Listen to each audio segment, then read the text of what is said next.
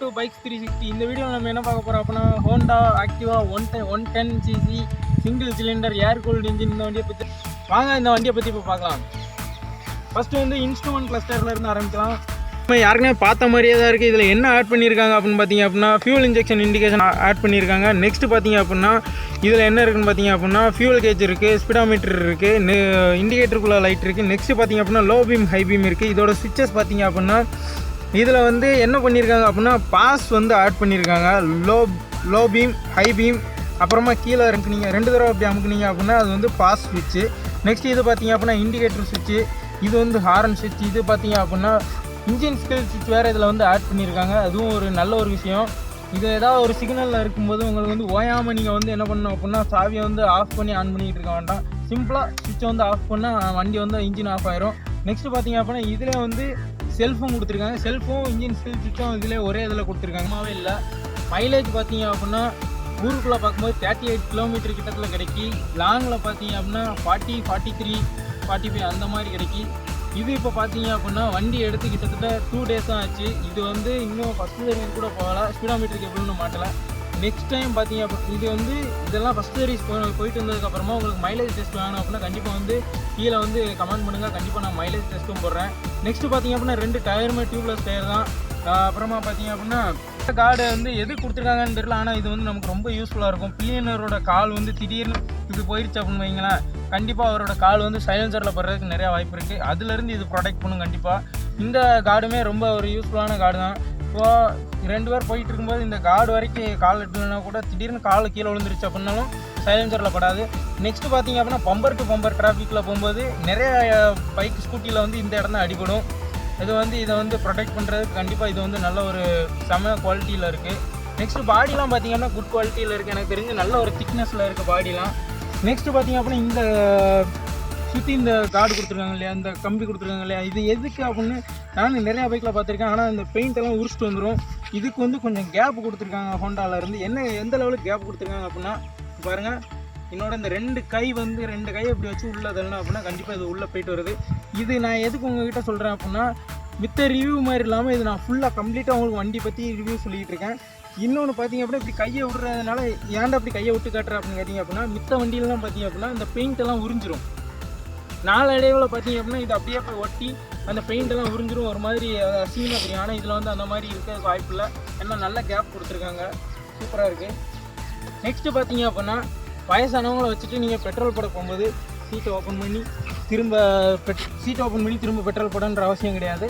இது பார்த்தீங்க அப்படின்னா ஒரு ஸ்விட்ச் கொடுத்துருக்காங்க ஃப்ரண்ட்லேயே. PS4 செஞ்சதை அப்படியே PS6 அப்டேட் பண்ணி என்ன பண்ணியிருக்காங்க அப்படின்னா ஃபியூவலுக்கு தனியாக இந்த இடத்துல வந்து இது பண்ணியிருக்காங்க.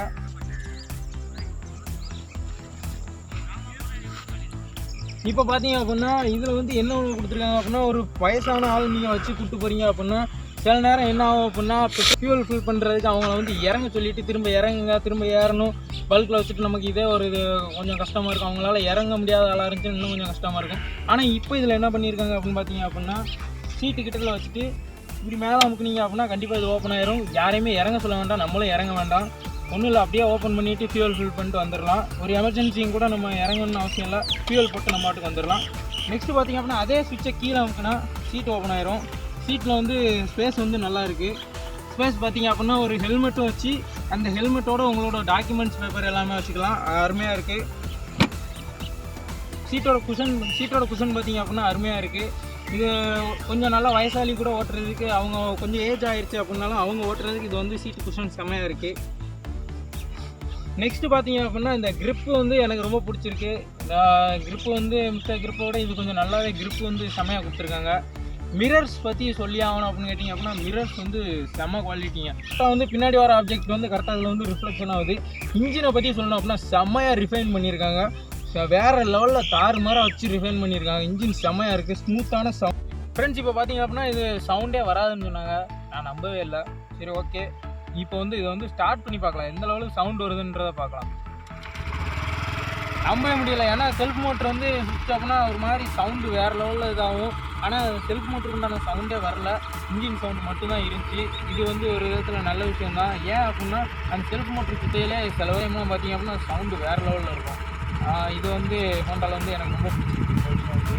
இப்போ பார்த்தீங்க அப்படின்னா இந்த வண்டி வந்து லாங் ட்ரிப் போகிறதுக்கு பார்த்தீங்க அப்படின்னா நிறையா பேர் கேட்டாங்க. லாங் ட்ரிப் வந்து இந்த வண்டியில் தாராளமாக நீங்கள் போகலாம், அருமையாக இருக்குது. இது வந்து ஒரு ஆஃப் ரோட்டில் தான் நான் இப்போ போய்கிட்டு இருக்கேன். ஆஃப் ரோட்டில் பார்த்தீங்க அப்படின்னா எந்த லெவலுக்கு பெர்ஃபார்மன்ஸ் பண்ணுதுன்னு உங்களுக்கே தெரியும். பழைய ஆக்டிவாலாம் பார்த்தீங்க அப்படின்னா ரொம்ப குதிக்கும், இது அந்த லெவலுக்குலாம் குதிக்கலை. வண்டி வேறு லெவலில் ரிஃபைன் பண்ணியிருக்காங்க. மொத்தமாக வண்டியை பார்த்தீங்க அப்படின்னா சூப்பராகவே இருக்குது. மைலேஜை பற்றி பார்த்தீங்கன்னா ஃப்ரெண்ட்ஸ், மைலேஜ் வந்து கிட்டத்தட்ட ஒரு லோக்கலில் நீங்கள் போகிறீங்க அப்படின்னா 40 வரைக்கும் கிடைக்கும். கொஞ்சம் லாங்கில் போகிறீங்க அப்படின்னா ஒரு 45, 43, 45 வரைக்கும் கிடைக்கும். நெக்ஸ்ட் இதோட ஆன் ரோட் ப்ரைஸ் பார்த்தீங்க அப்படின்னா காசியில் வந்து கிட்டத்தட்ட ஒரு 92,000. இது வந்து ஒவ்வொரு ஷோரூமுக்கு வந்து மாறும். நீங்கள் வந்து உங்களோட ஷோரூமில் வந்து எவ்வளோன்னு கேட்டுக்கோங்க. நெக்ஸ்ட்டு இதோட டயர் வந்து இப்போ இன்க்ரீஸ் பண்ணியிருக்காங்கன்னு சொன்னாங்க. ஆனால் அது வந்து என்ன சைஸு நான் வந்து அப்புறமா சொல்கிறேன். இந்த ஏற்றத்தை பார்த்துங்க, கொஞ்சம் கூட வண்டி வந்து ஸ்ட்ரெஸ் ஆகலை, அருமையாக வந்து ஏறிடுச்சு. நண்பர்களே, இந்த தகவல் உங்களுக்கு பிடிச்சிருந்துச்சு அப்படின்னா லைக் பண்ணுங்கள், ஷேர் பண்ணுங்கள், கமெண்ட் பண்ணுங்கள், மறக்காமல் சப்ஸ்கிரைப் பண்ணிடுங்க. இந்த மாதிரியா வீடியோ உங்களுக்கு தேவைப்படுனா மறக்காமல் கமெண்ட் பண்ணுங்கள். Okay, bye friends. இன்னொரு வீடியோவில் உங்களை நான் சந்திக்கிறேன். இப்படிக்கு